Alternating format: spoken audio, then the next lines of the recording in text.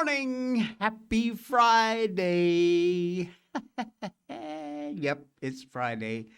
Oh, we got a big, interesting program for you this morning. Great to have you along. Thank you. Morning, Marilyn. Be blessed. Praise the Lord.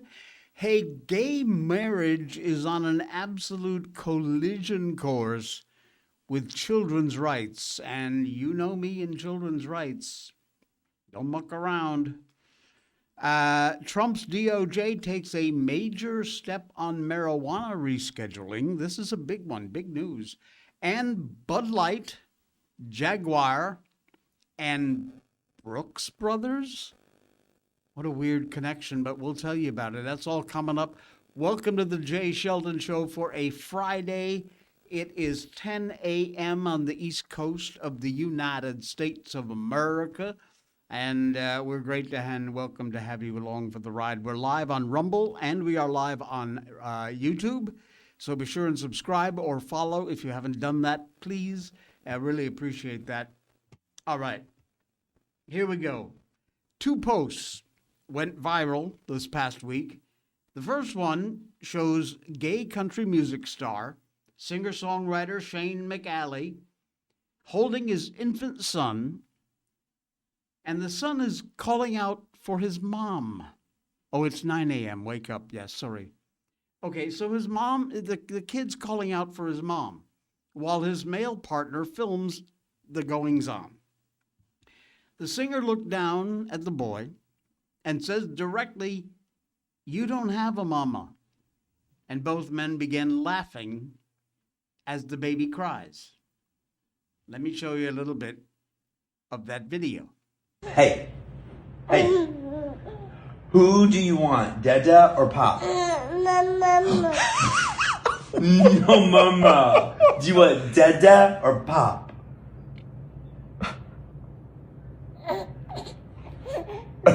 Who do you want, Dada or Pop? Nope. Do you want Dada? You want Pop? No way, Jose. Yeah, so there you go. The second video that went crazy viral is a pregnancy announcement that was posted by 2 men. Photo shows an ultrasound. One of them provided the sperm, the egg bought from a donor, the womb belongs to a surrogate that they hired. Neither one of those 2 women appears in this post. The caption says, "So hi guys, usually don't post much on here about my personal life, but my husband and I are going to be dads." They're presenting this as if they did this all by themselves, which fairly obviously and biologically they didn't. Millions of people saw this post, went completely viral, thousands of comments, thousands of shares, and they hit hard because they made something visible that not the originators who tried to get gay marriage passed. That was a completely different thing, completely different than where it's been taken. It's just like these idiots in this trans agenda. They took what was a group of people fighting for equal rights and took it to the nth degree and completely hijacked the cause.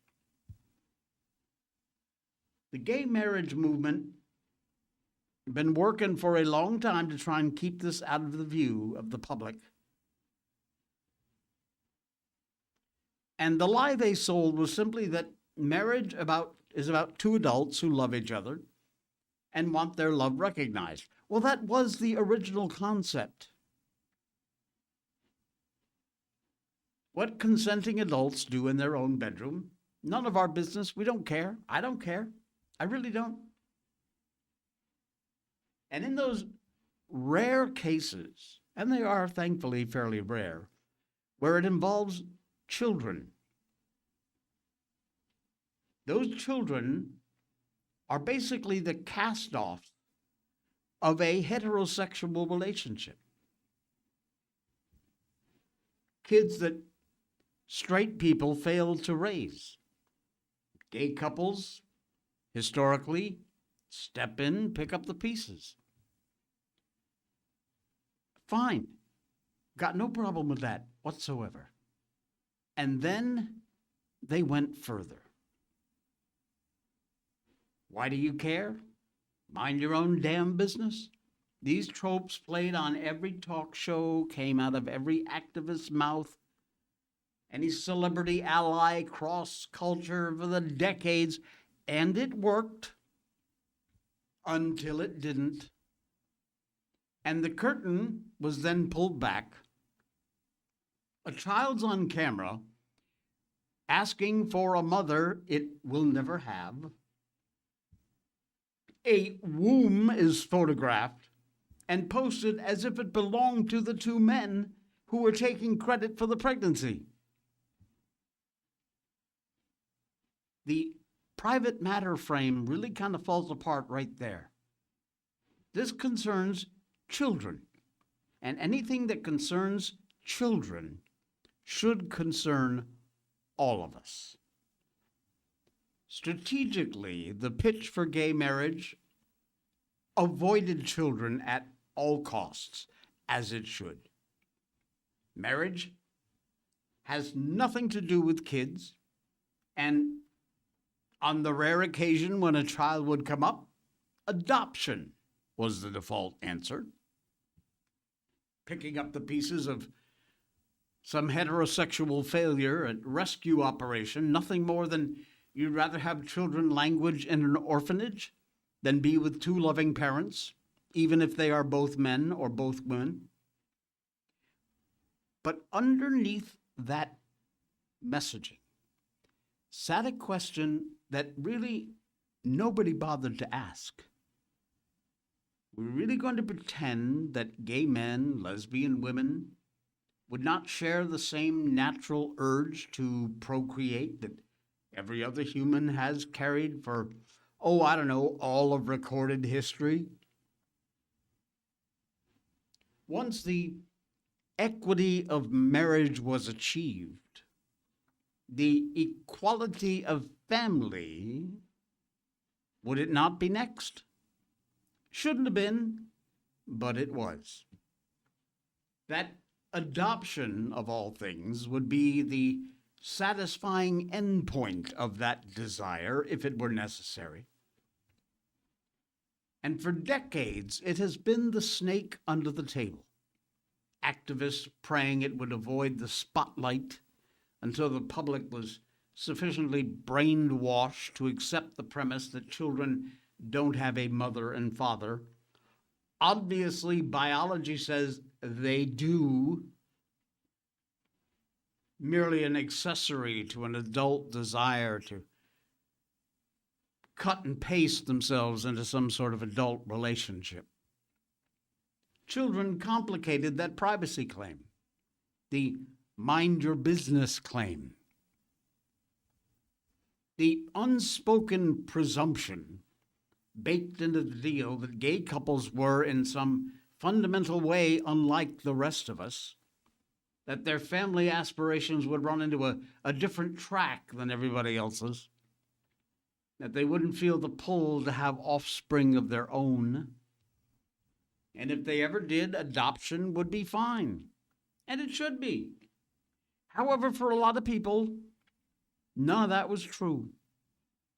When asked, surveyed, given the chance, gay men, lesbian women want basically what everybody else wants. They want children. They want biological children, the pregnancy photos, the genetic connection, the child who looks like them. And when they have the money to acquire those things, they do. December 2024, Williams Institute at UCLA surveyed 263 married same-sex couples under the age of 50. 61% said their ideal path to parenthood was a biological one. Insemination, surrogacy, reciprocal IVF, only 36% said adoption was the ideal. And when the researchers asked what they expected to actually do, the numbers flipped. 41% only said biological parenthood was likely, and 51% said they expected to adopt. So that 20-point gap doesn't tell us biology is irrelevant. It tells us that surrogacy runs between $90,000 and $250,000 in this country, and adoption runs about $30,000. 79% said their top barrier was cost.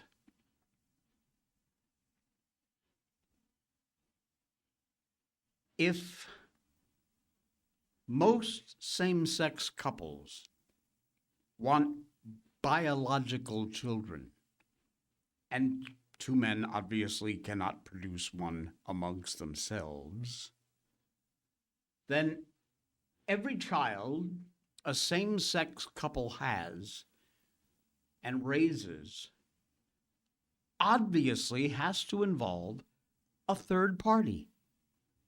Turns out what happens in your bedroom isn't enough. They need someone from outside of the bedroom.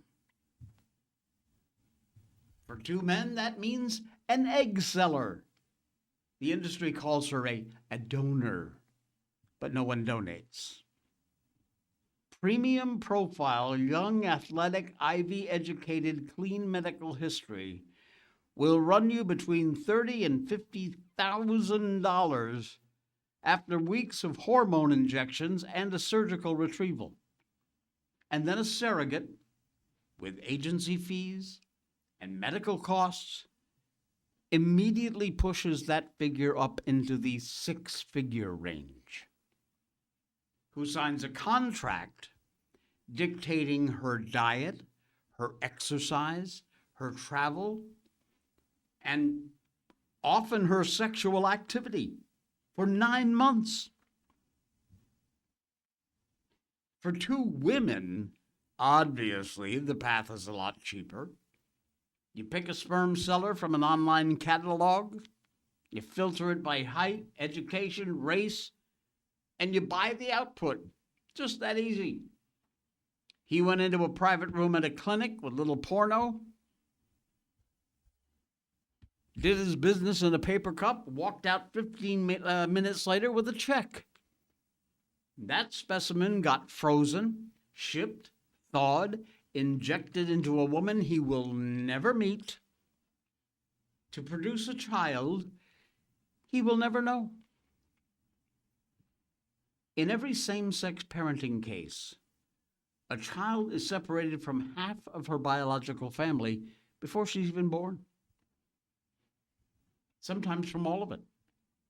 And every one of these arrangements involved adults the couple priced, contracted, and purchased.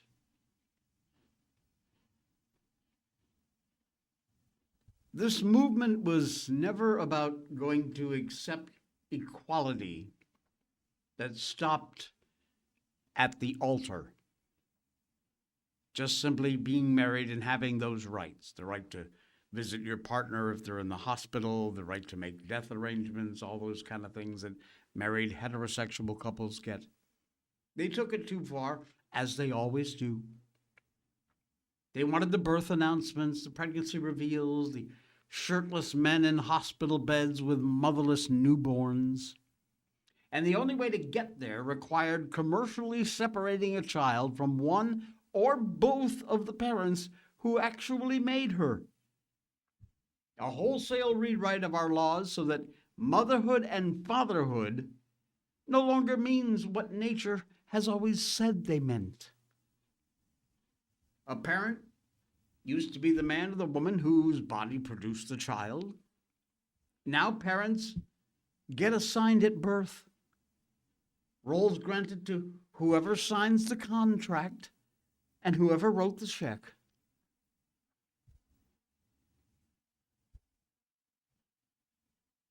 I have always been a supporter of gay marriage. I will continue to be, up to a point. But the victims of gay marriage are the children. And that's where that line for me is drawn, very thick in the sand. They wouldn't have signed the contract. They didn't pick up the gamete seller. They didn't choose to be denied a parent in the name of equality. They didn't consent to lose their mother or their father, so two adults, men or women, could have the illusion of a family. The answer was bargained away far before he was born. Nothing about gay marriage has been private since they accomplished that.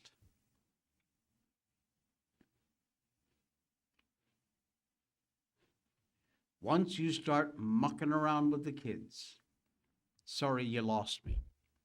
You absolutely lost me. Unbelievable. Guess who's back in the news?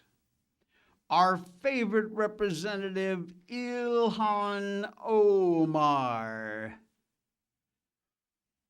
And she's pulled one of those "who do you think you are" moments as she blows off the Minnesota fraud hearing. This woman, I swear, why is she still in this country? It is beyond me. Americans, you and I, are or really should be shocked as these journalists continue to uncover layer after layer after layer of rampant fraud in Minnesota. Billions with a B of taxpayer money that went into the pockets of fraudsters. And it has become increasingly apparent that elected officials knew exactly what was going on and did exactly nothing. Investigations going on both at the state and the federal levels to get to the bottom of exactly who knew what and when they knew it. But, as expected, not everybody is cooperating. A Republican lawmaker in Minnesota went straight to Omar's office, formally requesting records regarding her possible involvement in the Feeding Our Future program. Omar skipped out on a hearing in the Minnesota State Legislature on that program and other COVID-19 era programs. She refused to show up for a Minnesota fraud hearing to answer questions about her involvement in this massive Feeding Our Future fraud scheme. State Minnesota Republican Rep. Kristen Robbins, chair of the House Fraud Prevention and State Agency Oversight Committee, sent a letter to Omar denouncing her no-show at a hearing that focused on the Meals Act, which is a COVID-era relief program Omar sponsored and was passed in 2020. In the letter, Robbins stated, Minnesotans and the members of the House Fraud Prevention and State Oversight Committee were disappointed that you failed to appear before our committee to answer questions. Apparently, Omar thinks these questions are beneath her. It'll just go away because of her whiff on the hearing. Well, she would be wrong. Robbins now asking Omar's office to turn over any communications that would show how she promoted extended access to federal child nutrition programs, and that communication would include emails, texts, any meeting records with the Minnesota Department of Education, and any one of her constituents. Of course, there's also questions about her ties to a Somali restaurant in Minneapolis, Safari Restaurant, which Omar promoted in a video. Committee asking for any communications about the video and any involvement the rest of the restaurant may have, as well as any ties to the individuals in the Somali community associated with the fraud.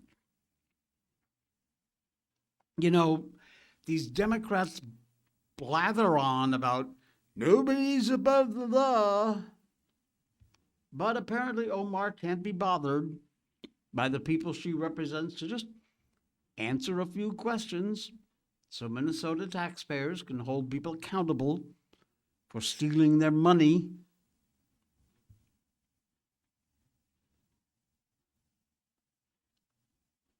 She thinks it just doesn't apply to her.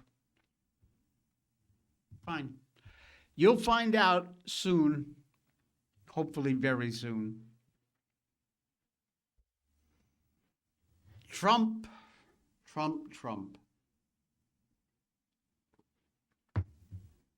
The DOJ under Trump has taken a very major step on marijuana rescheduling.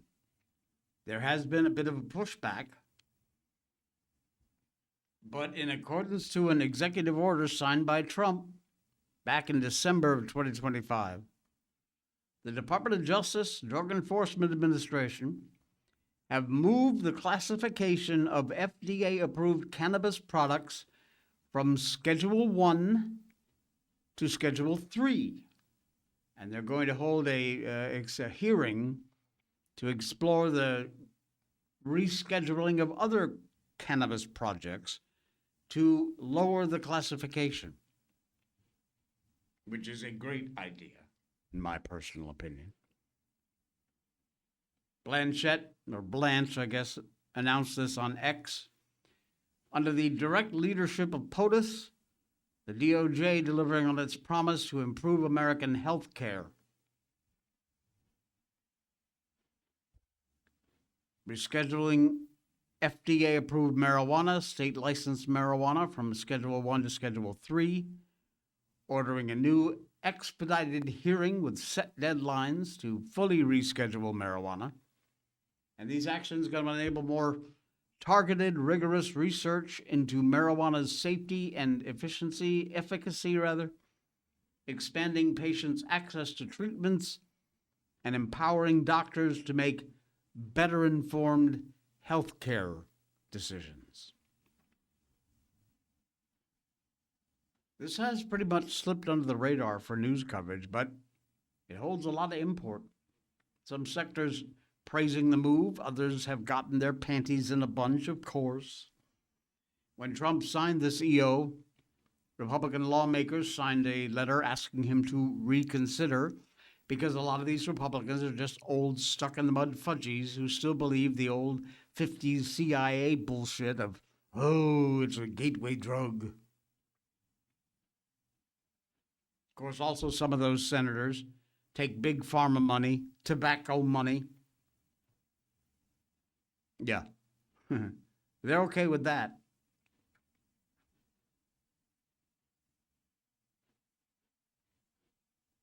So it's moving on.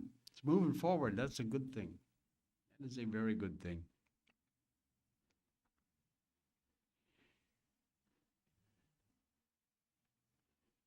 What else are we doing here? Oh, I know. Sorry, I got distracted. Let us tell you about a little friendly company who sponsors this show, and they're called Patriot Mobile. When you choose Patriot Mobile, you're not just picking a wireless provider. You're choosing a company that shares your values. It's easy to switch, and you can keep your number, your phone, and most importantly, your values. With Patriot Mobile, you get the power of nationwide coverage on all 3 major networks. That means wherever life takes you, we've got you covered on the same reliable networks you already know and trust. And when you need us, we're here for you right here at home. Our customer service is 100% US-based because we believe that support should come from people who understand you and your values. At Patriot Mobile, you're not just another call, you're a priority. In today's world, where you spend your money matters more than ever. Every dollar is a vote for the kind of future you want to build. Join the thousands of Americans making a difference with every call, every text, and every connection. Choose a company that shares your values. Choose Patriot Mobile. PatriotMobile.com/J. That is the link to get you over there and get you a great deal. Check it out. Get signed up today.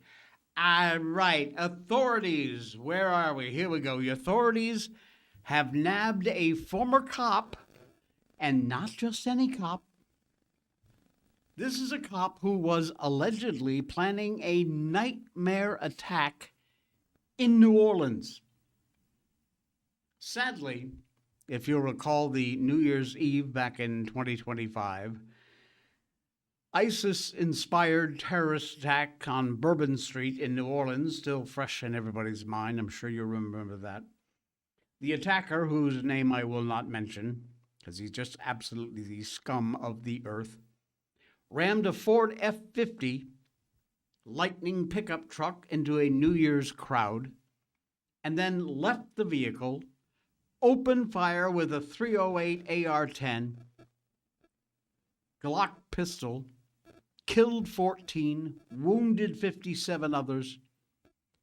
Police, thankfully, then shot him full of holes and sent him to meet his maker, who would potentially show him a lot more mercy than I would.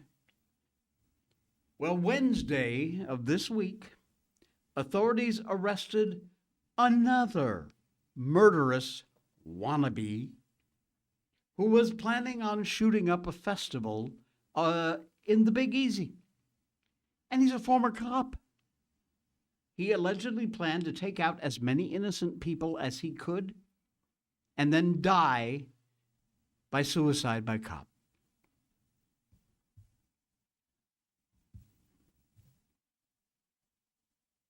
You remember this moment when Senate Minority Leader Chuck Schumer and scumball Representative Ilhan Omar, or any other miscreants from the demo mob, trashed law enforcement? There's a thin blue line protecting us from evil folks, and it is very thin. Meanwhile, this absolute knucklehead, he's a real looker. North Carolina man arrested in Florida over alleged festival shooting plot. There's the moron now. Unbelievable. Christopher Gillum facing extradition to Louisiana. Deputies say they recovered a handgun and about 200 rounds of ammunition from his hotel room where he was planning the attack. This would have been an unbelievable tragedy.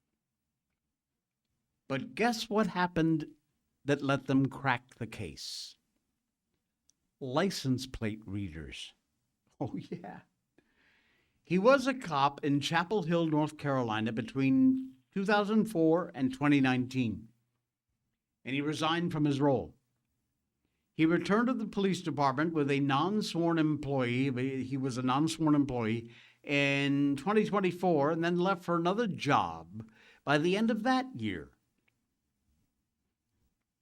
Alex Carrasquillo, communications manager for the town of Chapel Hill, he said authorities didn't say which festival Gillum attended or was likely to attend, but the New Orleans Jazz and Heritage Festival, also known as Jazz Fest, begins today and runs through May 3rd. And this festival, founded back in 1970, draws about 400,000 attendees every year. It is huge.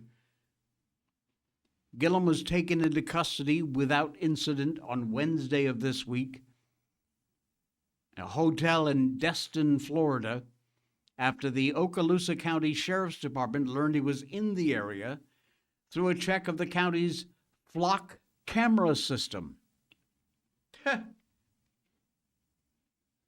Arrested in Destin, Florida, authorities tracked him via the license plate readers, handgun, 200 rounds of ammo recovered, and he is now facing extradition to Louisiana. My advice to the authorities there, throw away the key. Yeah, throw away the key. Bing. Unbelievable. There is justice. We got another story about exactly that. The man who plowed his car into the group of sheriff recruits gets justice. Sadly, it's California style. LA voters did a very rare good thing in November of 2024. They jettisoned criminal-loving LA County District Attorney George Gascon and replaced him with the much more sane Nathan Hotchman. Now, that being said, I have no idea how to explain this one. November 2022, Nicholas Gutierrez, we've talked about him before, 25 years old, driving on the wrong side of the street in Whittier, California, plowed into a group of 25 LA County Sheriff's recruits who were on a training run.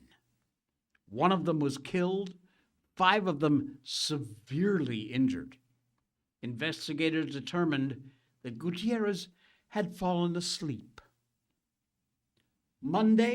This past Monday, after all this time, he pled guilty to 10 felony charges. And you know what? He's gonna walk away with no time served. Justice, California style. Absolutely unreal. This guy plows his car into dozens of LA County Sheriff recruits, kills one of them, gravely injures several others, and just took a sweetheart plea and will serve 0 time in prison.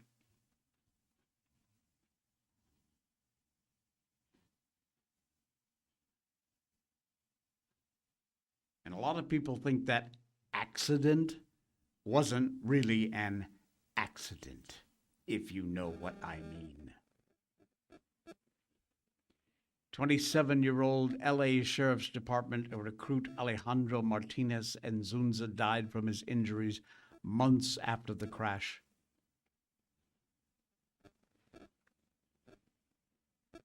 And no prison time. And based on this explanation, I still don't care. This man needs to be buried under the prison. Listen to this. Based on a negotiated plea, the court imposed a total sentence of 8 years in state prison, suspended, the DA's office said. This means Gutierrez will be placed on probation for the maximum term of 5 years, under strict conditions set by the court, and under the plea agreement, if he violates any of those conditions, the court will then be obliged to impose the full 8-year prison term. Now, I can't speak for the families or the victims, obviously, but I don't see how this marks any kind of a step towards justice or some measure of closure. It just shows, once again, that you can do just about anything in Los Angeles, and you basically won't have to pay much in the way of consequences. And yes, that includes killing someone.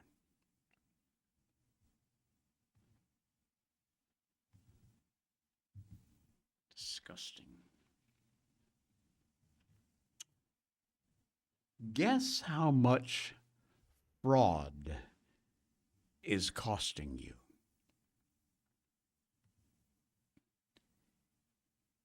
Whatever you said, it's more. Fraud is costing you and I taxpayers up to $500 billion a year. And what are we doing to stop it? Crap all nothing. Trump admin taking series of significant steps against fraud. But so far, they're mostly going it alone. Consider two numbers side by side. Keep them in mind when you hear about this fraud in government-funded services. First number from a news headline last week: new DOJ fraud division thwarted $340 million in benefit schemes during the first week. That's M for million. Second number, released by the Government Accounting Office during the same week. In 2024, we estimate the federal government loses between $233 billion and $521 billion annually because of fraud, based on data for fiscal year 2018 through 2022. So, a quarter to roughly $500 billion a year in fraud is all being pushed back into increments of millions. $521 billion is 521,000 millions. People don't understand the difference between a million and a billion. So this 340 million is roughly 0.06% of the whole problem. Yeah. Among the many anti-fraud bills that have been introduced, the SNAP Fraud Reporting Act requires every state submit to the Secretary of Agriculture any data they have on fraud that occurred.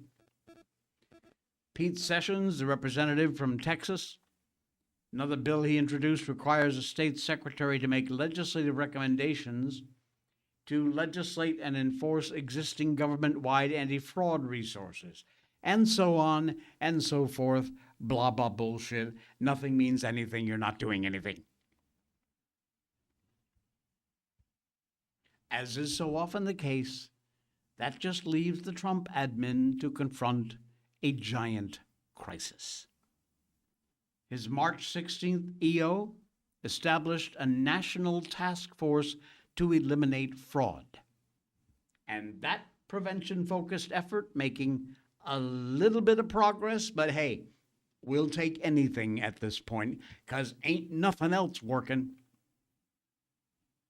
They chose former federal prosecutor Scott Brady to lead the task force, and the work of the task force has led to the recent suspension of hundreds of allegedly, quite possibly fake, hospices.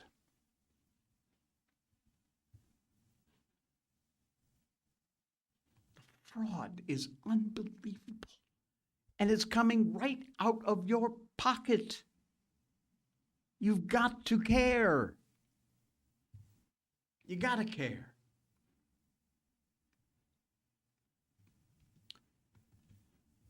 All right.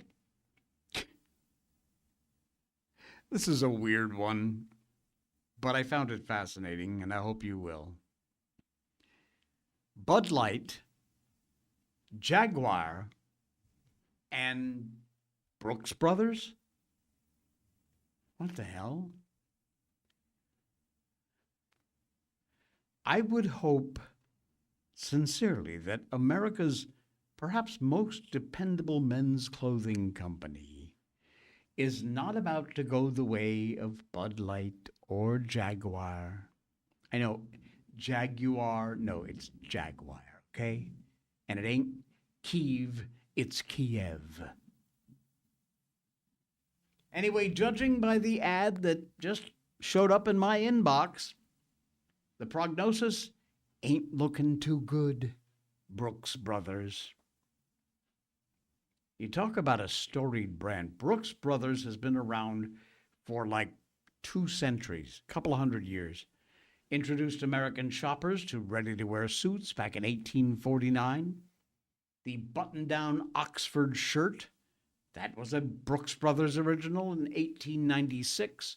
Lightweight seersucker, colorful madras, rep ties. Abraham Lincoln wore a Brooks Brothers suit to the Ford Theater on the night he was assassinated. You think I'm kidding? Look at that. That is the suit and hat and all of the accessories that Abraham Lincoln wore the night he was shot at the Ford Theater. Amazing. Every president since James Madison has been seen wearing Brooks Brothers, with the notable and strangely paired exceptions of Jimmy Carter and Ronald Reagan. JFK was a fan, helped popularize the brand. Generations, a man knew what to expect when he walked into a Brooks Brothers for the new suit. 3 non-iron shirts, $229, or maybe a nicely cut pair of chinos. You weren't likely to find anything fashionable, but if you wanted to present yourself as a bit of a conservative, having a bit of taste, a sense of timeless style, well, absolutely nobody compared to Brooks Brothers. If you were to ask what to buy for your first suit, I would advise you get yourself a Brooks Brothers. Have them size you for a sack suit in navy blue. White dress shirt, couple of ties. You'd be basically set for any wedding, funeral, court date might come your way for probably the next 5 years or more. The company, however, is in a bit of trouble, and we all know what happens when that comes along. Has been for a long time, actually. American grown-ups increasingly insist on dressing like 14-year-old moron idiot kids. Now, they've tried to adjust. They brought in designer Tom Brown in 2007 to create a more budget-friendly, fashion-forward line called Black Fleece.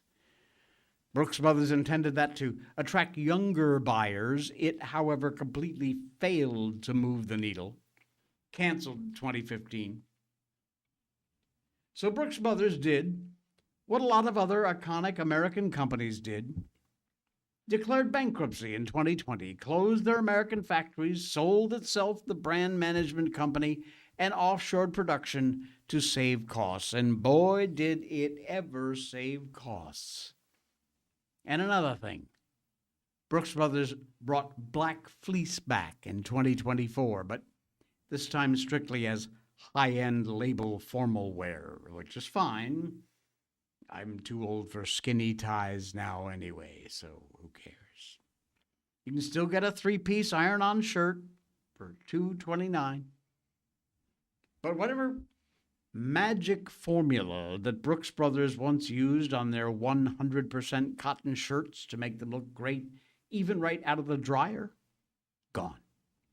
Non-iron now means fortified with spandex, or maybe even nylon.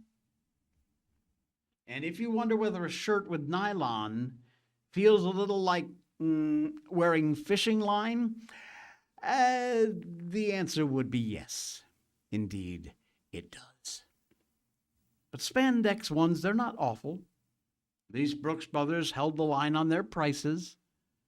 So if Brooks Brothers isn't what it once was, at least it's mostly good. But good enough ain't good enough. And the company's desperate new pitch to fashion-conscious consumers is just the latest example. Here is the latest email that was sent out from Brooks Brothers. We're proud to introduce Brooks Brothers California, an ongoing collection designed by the creative collective Brain Dead, bringing a new streetwear perspective to our historic American brand. Now, look, I ain't never heard of Brain Dead.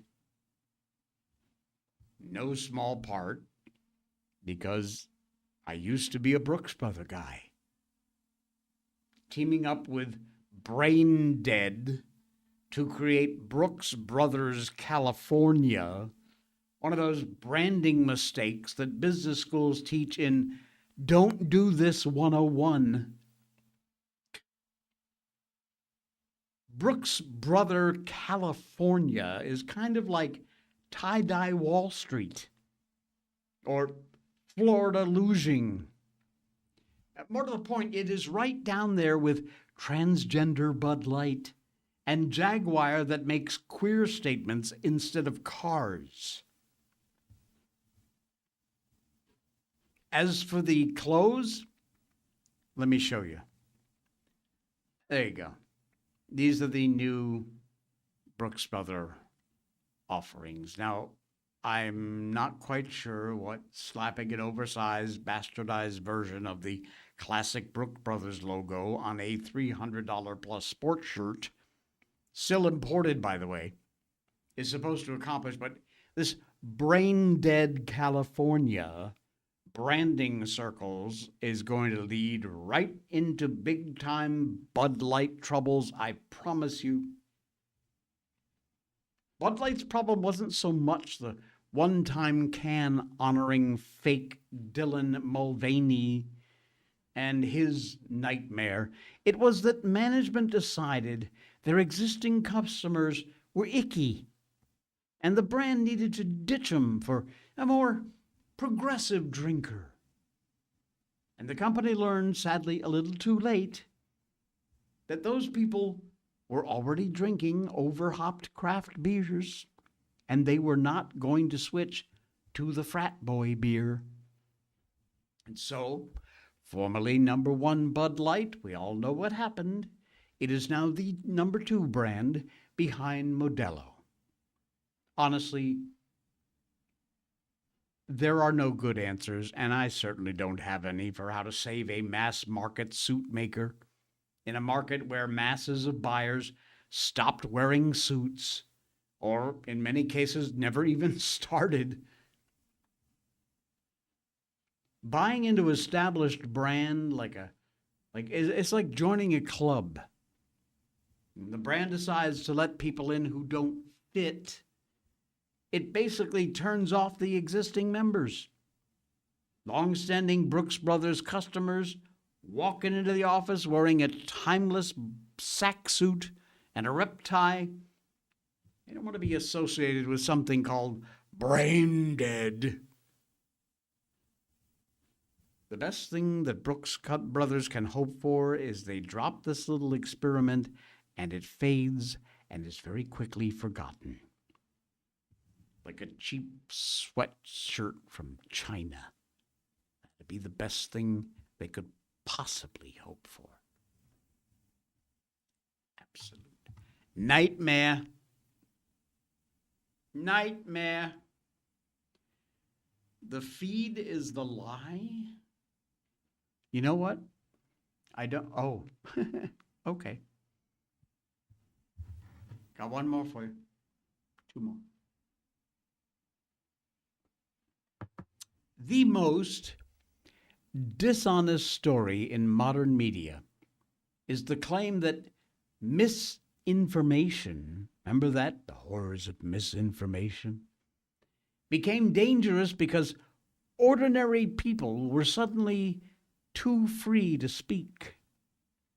That story flatters the gatekeepers, it excuses the platforms, and treats the public like little kids who wandered into traffic without adult supervision.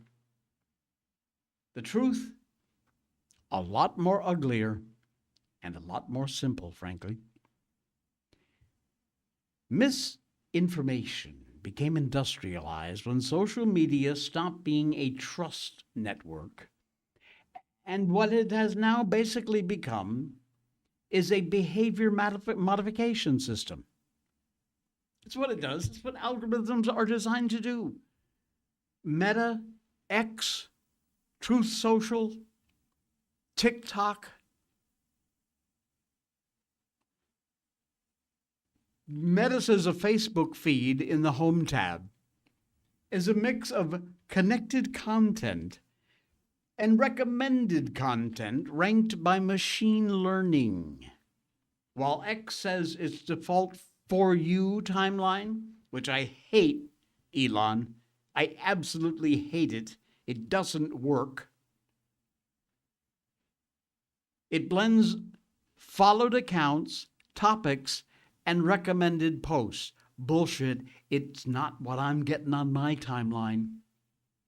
That means the largest platforms are openly acknowledging that the default social media experience is no longer primarily governed by who you choose to trust. It's who the AI and the algorithms decide they want you to see. Social media was supposed to be a trust graph. The whole point of following someone was to tell the platform that this person whose judgment you want in front of you. I want to see this person. That's why I'm following them. When somebody proved unreliable, you click the follow button and unfollow them, which should then tell the algorithm you no longer trust this person or agree with them. Their influence over you would end with a simple click, which was a very efficient way of being accountable until Silicon Valley decided that your attention was a little too valuable to leave it in your own custody. So now the feed routes around your choices. Unfollowing a single account doesn't solve anything when that platform serving you the same kind of content from other accounts because the machine decided your nervous system twitches at the right keywords. There's a recent analysis that found that 18%, that's it, 18% of users' top posts come from someone they actually know. 35% from influencers, public figures, recommended content, and 29% came from ads and brands.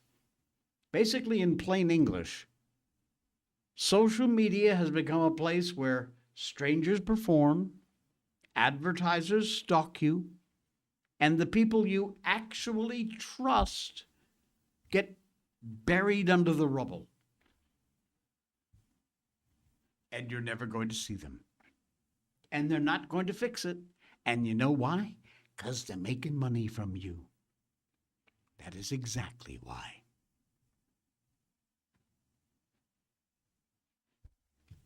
I would recommend that you get off social media entirely, but I also know that that ain't going to happen. So I won't recommend that because I won't do it, so I wouldn't expect you to. All right, it is that kind of a day. It has been a very long week, so I have a very short and very simple way to show you exactly my mood as we close out another week and another Friday show. And it's adorable, and here it is. This is how I feel.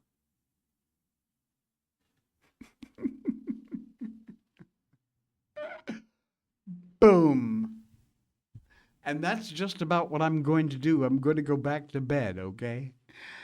Thank you, folks, for a great week. Appreciate y'all being here. Please follow, subscribe. If you can help support the show, there is a PayPal link in our description. make a donation if you can. We appreciate any amount. It really do helps the show, keep the show free and keep the lights on around here. Also, we've got Blackout Coffee, all those great folks there in our sponsors list. You can make a purchase there. That helps support the show. And enjoy your weekend. Spend it with someone you love, and I will see you right back here on Monday.